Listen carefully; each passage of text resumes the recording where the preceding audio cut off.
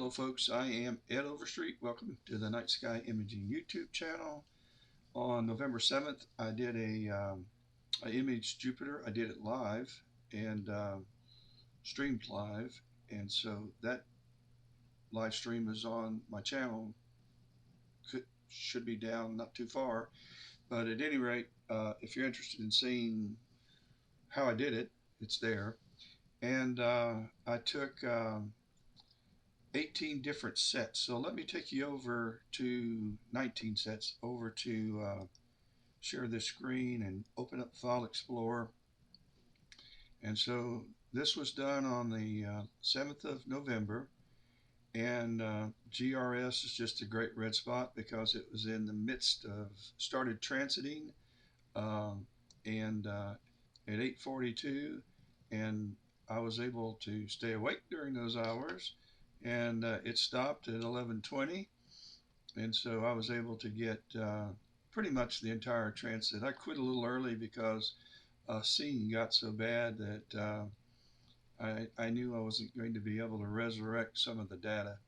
But at any rate, each set consisted of 4 different videos, 4 videos. Each video was an AVI file because I wanted to go 8-bit, not 16-bit with the SERs.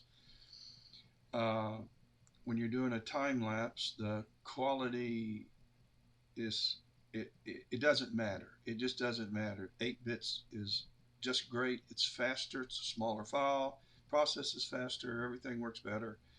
And so as far as planetary imaging is concerned, 8-bit works well for me, my opinion. But this just includes the images that went through Winjupos and all of that, and I'll explain that, what I did.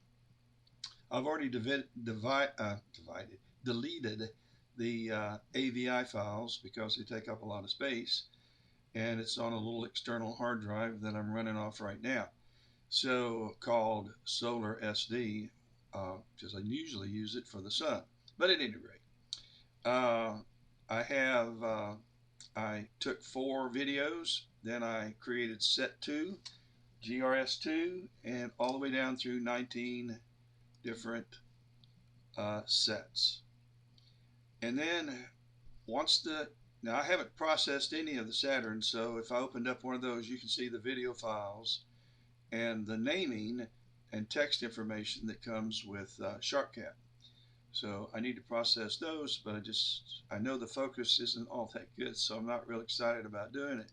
At any rate, so I have 19 different sets, 4 videos per set. Each video had 10,000 frames, and that's what I was working with. And I elected to keep 30%. It was just, in a way, a little bit arbitrary. But on the very first Autostakkert processing, I tried 10%, 20%, 30%, 40%. And 30% looked to be the best result. So I went with 30% with the rest of them. Okay, and I used Autostakkert to do the processing. And for example, were I doing some of the videos for Saturn, I would just grab them all and open them because we're going to do batch. I would make sure I've got, in this case for this night, I had robust set to 5, dynamic background, planet check, make sure that's checked, local auto size. This is my 30% keeper, and just click on analyze, and then once you've done that, in fact we'll analyze that one, and once you've done that, then you place your grid, and I use 16 by 16 pixel align points, and you have to manually set that. So that takes a little bit of, we're not going to wait for this. You know how to do this part.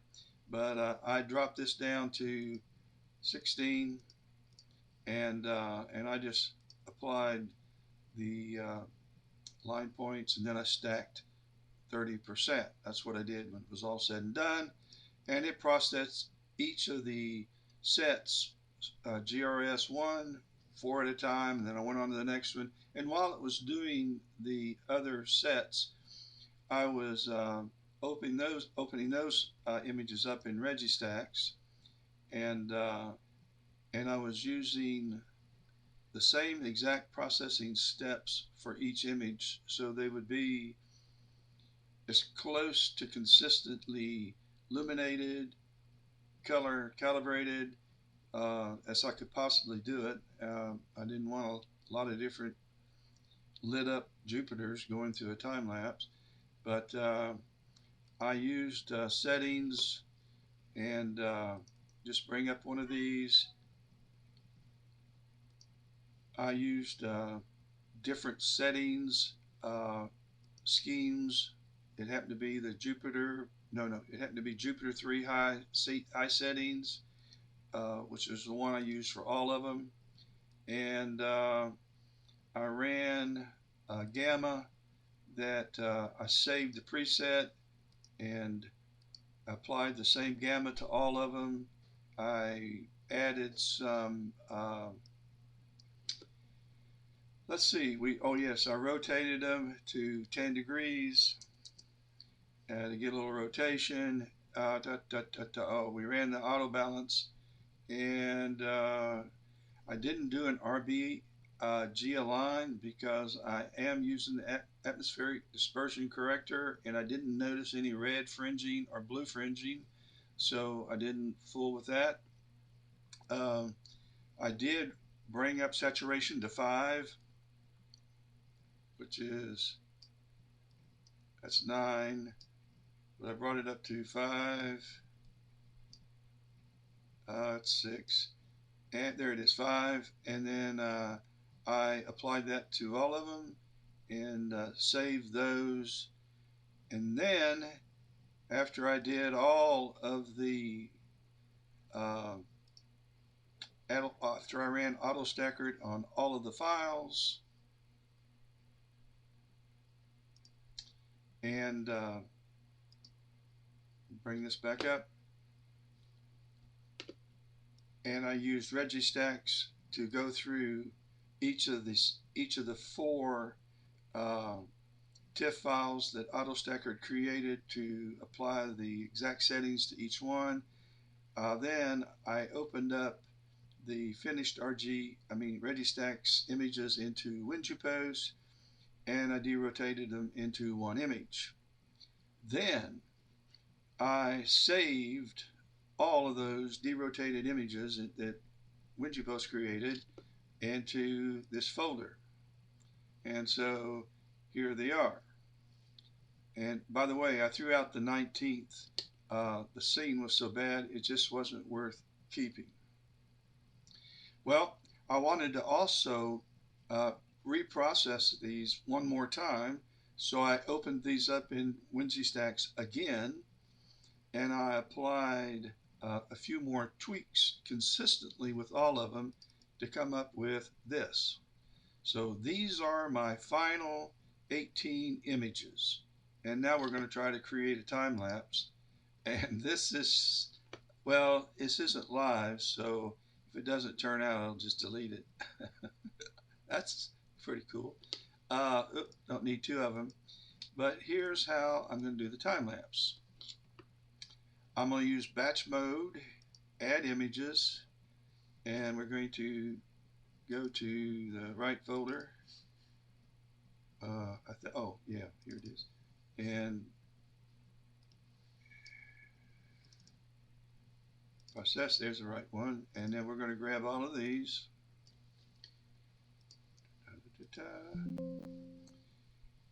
Yes. And so this is what they darkened it somewhat. I knew that was going to happen. So what I'm going to probably do, no I'm not, because again they're not sharp enough. The focus is not so good. So I'm not going to really waste any more time, but I would go back into Registax and raise the gamma or the histogram just a little more to brighten them a little more, because PIPP will, in the processing, this is what the output frame is going to look like when it's converted into a video. So it's just kind of dark. But at any rate, the only thing I'm going to do now is I'm going to go to output options. I'm going to select animated. Actually, I'm going to go back to animation options, and I'm going to make sure play all frames in forward order is selected. That's all. Now back out here, I want excellent quality, maximum quality.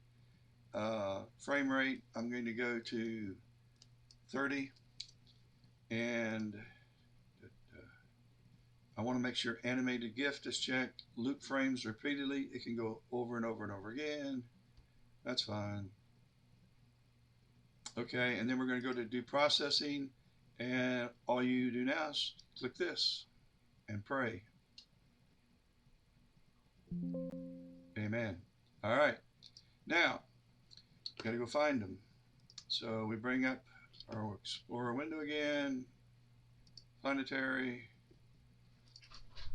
and we're going to go down to here,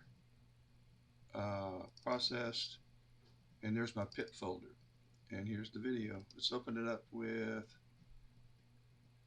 GIF viewer. Well, there she is, and that is a, well, that's too fast. Let's slow this down. Put this up about 80. Play. That's even too fast. Let's go up to 90.